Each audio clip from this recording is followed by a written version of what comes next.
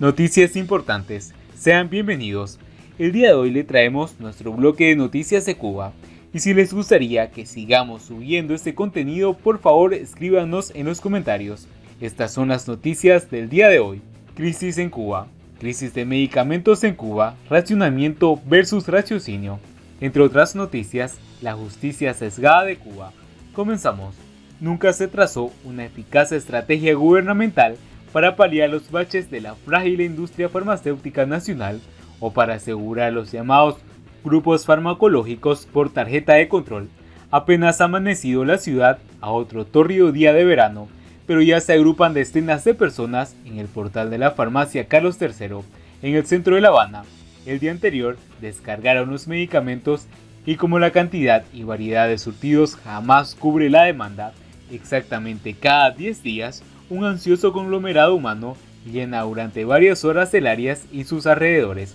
En los últimos 3 a 4 años, la escasez de medicamentos se ha convertido en un tema cada vez más paliagudo en esta potencia médica. El impacto de la crisis es tal que ni la industria farmacéutica ni las empresas importadoras, ambas del monopolio estatal, son capaces de asegurar ni siquiera aquellos fármacos asignados a los pacientes de enfermedades crónicas y que se adquieren a través de la tarjeta de adquisición de medicamentos controlados, popularmente conocidas como el tarjetón. Les advierto que solo entró una parte de enalapril. Tampoco entraron antiasmáticos, ni dipirona, ni metformina, ni psicofármacos. Así que los que vengan buscando eso ya saben, ni se molesten en hacer cola.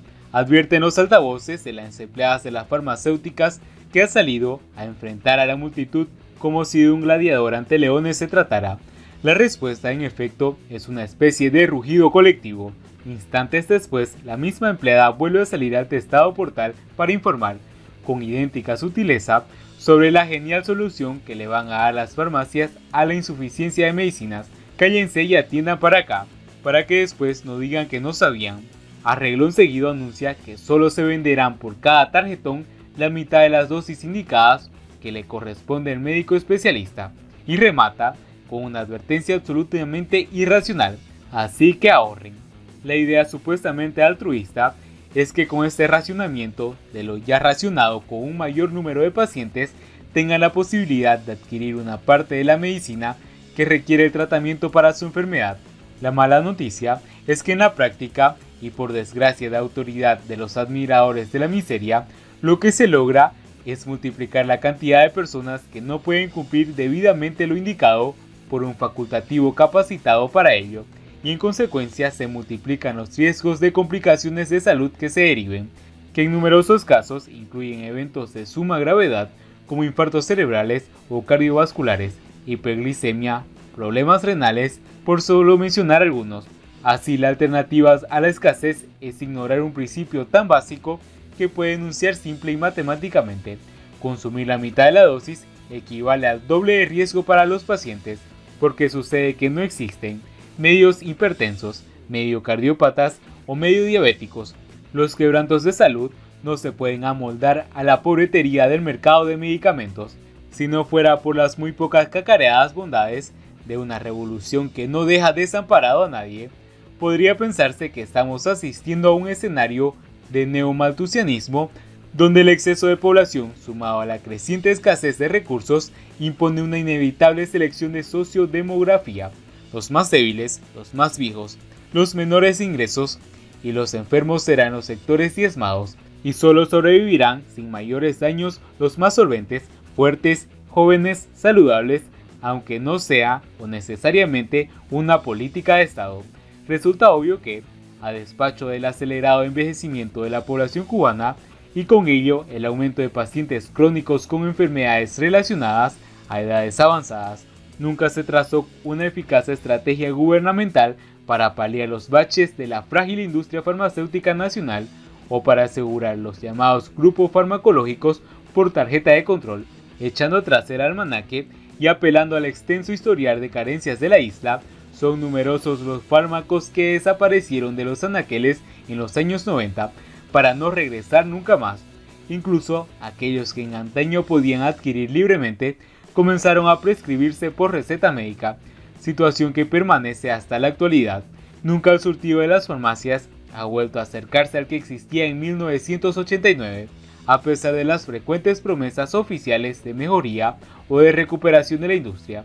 Por demás, la crisis ha llegado a ser tan grave que eventualmente la prensa oficial se ha visto obligada a tocar el tema.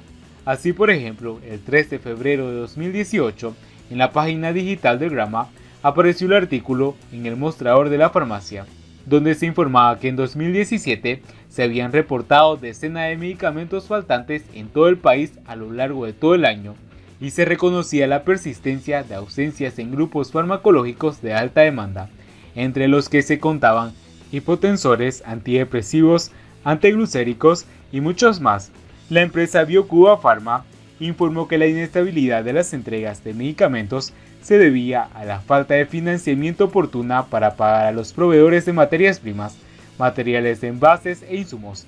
No faltó un socorrido bloqueo entre las causas del bache, que forzaba a utilizar terceros países para adquirir equipos, piezas de repuestos de fabricación americana y reactivos químicos. Otros datos apuntan a cifras interesantes.